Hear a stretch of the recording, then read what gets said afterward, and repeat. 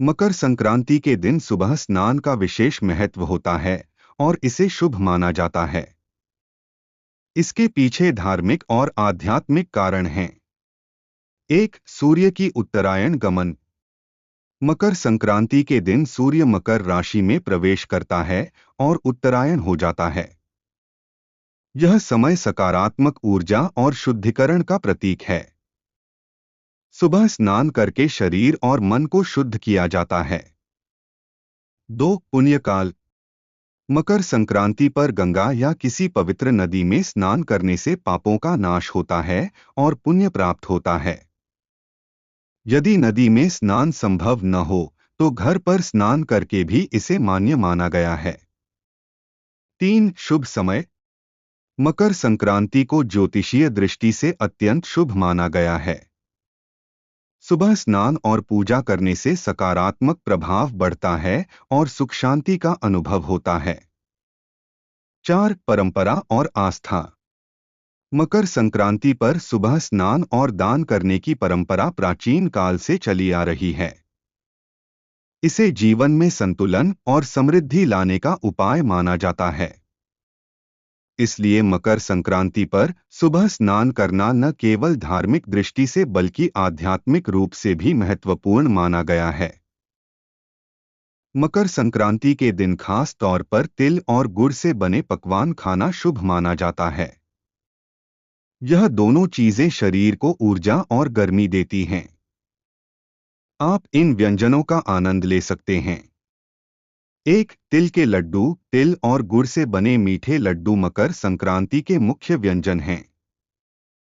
2, तिलगुड़ चिक्की। यह कुरकुरी और मीठी चिक्की खाने में बहुत स्वादिष्ट होती है। 3, खिचड़ी। उत्तर भारत में इस दिन दाल चावल और सब्जियों से बनी खिचड़ी बनाना शुभ माना जाता है। 4, पुरण पोली। महाराष्ट्र में गुड़ और चने की दाल से बनी पुरण पोली खाई जाती है। 5, गजक और रेवड़ी। तिल और गुड़ से बनी गजक और रेवड़ी संक्रांति का विशेष हिस्सा हैं। 6, दही चूड़ा। बिहार और पूर्वी भारत में दही और चूड़ा के साथ गुड़ खाया जाता है। ये सभी पकवान इस पर्व की परंपरा और स्वाद को बढ़ाते हैं। मकर संक्रांति के दिन दान करना बहुत शुभ माना जाता है। इस दिन किए गए दान से पुण्य की प्राप्ति होती है।